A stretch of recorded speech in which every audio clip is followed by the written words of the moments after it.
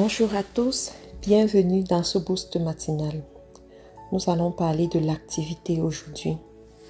C'est tiré du Proverbe 12, verset 27. La Bible dit « Le paresseux ne fait pas rôtir son gibier. Le bien le plus précieux de l'homme, c'est l'activité. » D'autres versions disent « L'activité sera ton précieux trésor. » Et je voudrais vraiment nous exhorter sur cette parole que la Bible nous donne aujourd'hui. Quand on lit cette parole, on comprend que c'est-à-dire, ce n'est pas la prière, par exemple, qui est le bien le plus précieux d'un homme. Ce ne sont pas les enfants qui sont les biens les plus précieux. C'est pas tout ce qu'on peut souvent imaginer là. Mais la Bible te dit c'est l'activité qui sera ton bien le plus précieux. Si tu pries beaucoup et tu n'as pas d'activité, tu seras un peu malheureux quelque part. Si tu as beaucoup d'enfants, tu n'as pas d'activité, tu seras un peu malheureux. Si tu as un partenaire de vie et tu n'as pas d'activité, tu seras un peu malheureux. L'activité sera ton précieux trésor. Tout simplement parce que l'activité va te permettre de te prendre en charge et de prendre en charge les personnes qui sont autour de toi. L'activité va éloigner de toi le vice, l'ennui et le besoin. L'activité va te permettre de rêver. L'activité va te permettre d'accomplir. L'activité va te permettre de planifier, de faire des choses. L'activité va te permettre de t'asseoir à la table des rois.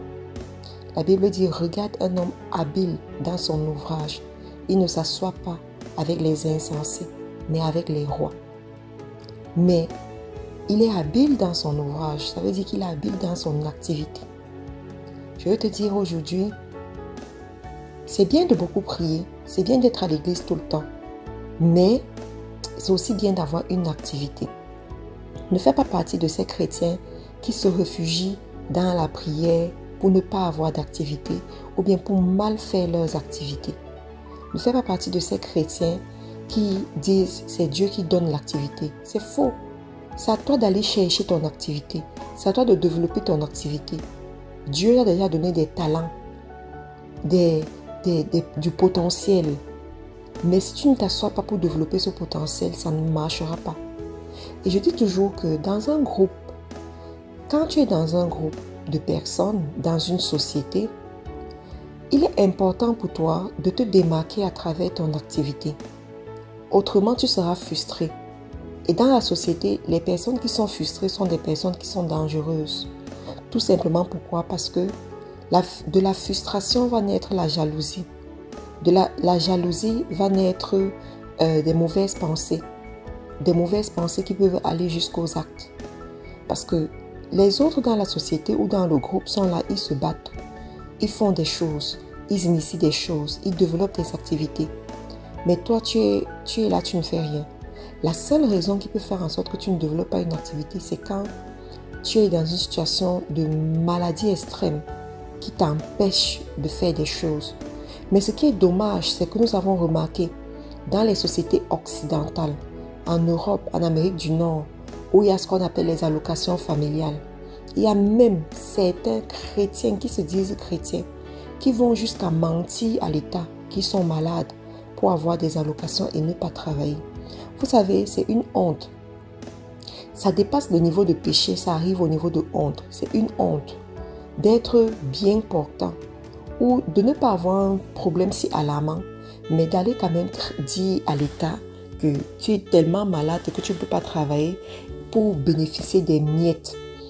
Une personne comme ça ne connaîtra jamais la dimension du plus qu'assez, ne connaîtra jamais l'abondance divine. Parce que premièrement, tu vis dans le péché, tu vis dans le mensonge et tu ne travailles pas. Tu ne travailles pas. Moi, je dis souvent, apprenez à éprouver la parole de Dieu, surtout au niveau des finances. Apprenez à éprouver la parole de Dieu. La Bible te dit, l'activité sera ton précieux trésor. Donc, je t'encourage aujourd'hui à sortir des mauvaises conceptions, de la vie du mensonge, de la vie du semblant, parce qu'il y en a aussi qui vont faire le semblant, au lieu de travailler de façon diligente, de façon engagée, ils vont faire l'à peu près. Ils vont faire le strict minimum et ensuite dire que j'ai travaillé. Non, tu n'as pas travaillé. Vous savez, tout se paye ici-bas. Si tu es négligent, tu payeras le prix de ta négligence. Si tu es travailleur, tu auras la récompense de ton travail acharné. Donc, ne fais pas partie de ceux-là lorsqu'ils se retrouvent devant des tâches, lorsqu'on leur confie des tâches, que ce soit dans le monde séculier, que ce soit ailleurs. Brille par leur fainéantise, brille par l'à peu près. Sois diligent dans ton travail, sois habile dans ton travail et tu vas t'asseoir à la table des rois. Vous savez, pour réussir avec Dieu, il y a des principes à respecter. Et quand on respecte ces principes, on peut réclamer son succès. On peut réclamer son succès. Mais lorsqu'on ne respecte pas ces principes, on n'aura que nos yeux pour pleurer et voir comment d'autres évoluent et on est au même niveau. Je vais encourager quelqu'un ce matin en lui disant: l'activité sera ton précieux trésor. Bats-toi pour avoir au moins une activité. Si tu oses être comme la femme du Proverbe 31, tu vas développer au moins 7 activités. Tu vas développer plusieurs choses. Et ça va te donner l'influence, la prospérité, le respect, la considération. Et ça va ouvrir les portes à ton époux et à ta progéniture. Le Proverbe 31 nous éduque à ce niveau. Donc je veux t'encourager à être une femme vaillante, travailleuse, diligente, habile dans ce qu'elle fait. Ne sois pas tout le temps fatigué. Ne sois pas tout le temps en train de donner des raisons. Mais lève-toi et travaille. Et je veux parler aux jeunes. Pour dire, quand tu es jeune, les gens disent que la jeunesse, c'est jusqu'à 70 ans. Mais à ton niveau, si tu te considères jeune, je veux te dire, la jeunesse est une grâce de l'Éternel. Une grâce qui doit être utilisée à bon escient. Pendant ta jeunesse, bats-toi pour faire ce que tu ne pourras pas faire lors de ta vieillesse. Bats-toi pour travailler. Il y a des gens aujourd'hui dans la vieillesse qui aimeraient faire certaines choses, mais ne peuvent plus parce qu'elles sont malades, parce qu'elles sont fatiguées, parce que voilà, elles sont déficientes à certains niveaux. Mais toi qui es jeune, tu as encore la force de faire 2 heures de route sans te fatiguer, de travailler pendant 18 heures de temps, de te battre, de courir. Alors, utilise ta jeunesse pour racheter le temps. Utilise ta jeunesse pour accomplir. Utilise ta jeunesse pour conquérir. Utilise ta jeunesse pour conquérir. Réalise des choses pendant que tu es jeune. Aie plusieurs activités pendant que tu es jeune. Essaye des choses. Investis. Achète des parcelles. Lance des chantiers. Investis dans l'immobilier. Lance des commerces. Voyage dans d'autres pays. Conquiert d'autres domaines. Fais des choses parce que tu es jeune. Fais des choses parce que tu es en bonne santé. Fais des choses parce que tu as la force que Dieu te donne. Accomplis, accomplis et accomplis. L'activité sera ton précieux trésor. Et quand tu sais que tu viens d'une famille pauvre, d'une famille où on vivait dans le manque, tu dois davantage te lever. Tu dois davantage retrousser tes manches. Tu dois te battre. Et je veux parler aux femmes et leur dire, ne comptez jamais sur l'argent de vos maris. C'est pas que c'est une mauvaise chose, non. Mais c'est que dans cette vie, en tant que femme, tu restes un personnage à part entière. La Bible dit l'activité sera ton précieux trésor. Même pour toi, la femme, l'activité sera ton précieux trésor. Donc, ne sois pas là à compter uniquement sur les efforts de ton mari. Lève-toi et bats-toi. Et vos 2 efforts combinés vont créer ce qu'on appelle l'accélération dans votre couple. Vous allez accomplir en peu de temps ce que d'autres passent toute une vie à chercher à accomplir. Vous allez réaliser des grandes choses et Dieu va vous bénir davantage parce que vous formez une équipe. La Bible dit 2 valent mieux que 1. 2 valent mieux que 1. Donc, vous 2 réunis, vous êtes puissants qu'une personne qui se bat seule. Donc, je veux t'encourager, femme, lève-toi.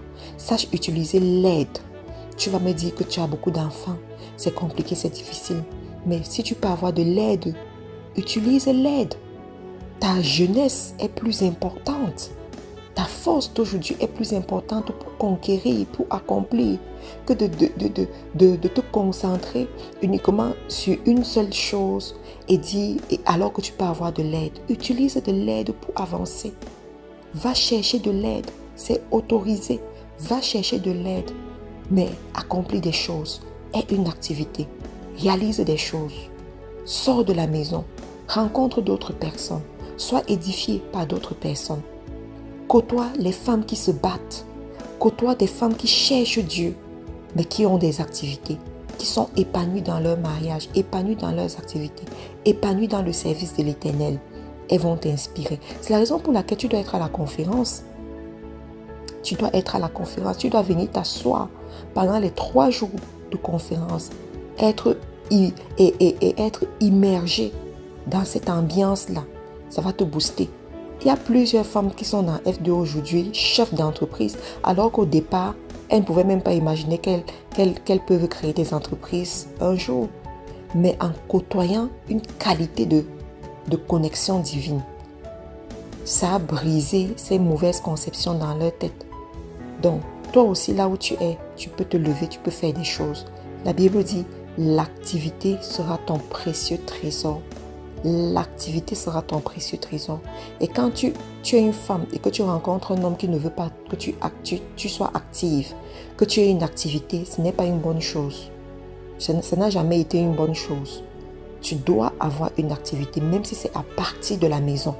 Aujourd'hui, il y a des choses que tu peux faire à partir de la maison, même sur Internet. Même si tu dois juste être à la maison, tu peux. Aux États-Unis, les femmes créent les grandes entreprises à partir de la maison. On appelle home-based business. Les femmes font des choses à partir de chez elles. Tu dois avoir ton activité. Tu dois faire quelque chose. Je prie que le Saint-Esprit t'aide à comprendre ces choses et à les matérialiser. Tu ne dois pas rester derrière. Tu ne dois pas être abandonné derrière. Tu dois aussi faire des choses. Tu as une grande destinée. Tu es compté parmi les prunelles des yeux de l'Éternel, parmi ces privilégiés. Et tu dois avoir cette activité. Tu dois réussir dans cette activité. Tu dois être diligente dans cette activité. Que Dieu te bénisse, te renforce, augmente la sagesse en toi, la capacité de concevoir des bonnes idées et d'accomplir ces bonnes idées. Que Dieu te bénisse. Rappelle-toi qu'il y a la conférence. Je crois qu'on a tous les tickets sont vendus maintenant. On est en train de s'apprêter activement pour cette conférence. Si tu n'as pas encore eu ton ticket pour le présentiel, vas-y prendre le ticket pour être en ligne, pour suivre en ligne. Et si tu n'as pas encore acheminé ta portion de bénédiction, n'hésite pas à le faire. Que Dieu te bénisse. À demain.